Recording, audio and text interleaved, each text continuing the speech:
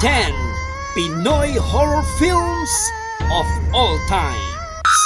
Number 10, Maria Leonora Teresa. Number 9, Puninaria. Number 8, Segunda Mano. Number 7, Tinanggap ko The yung trabaho na Strangers. inaalok nung amo. Number 6, Haunted Mansion. Number 5, Sigaw. Number 4,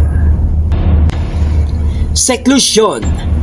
Number 3, Alam kong hirap na hirap. Bliss. Number 2, Feng Shui. Number 1, The Healing.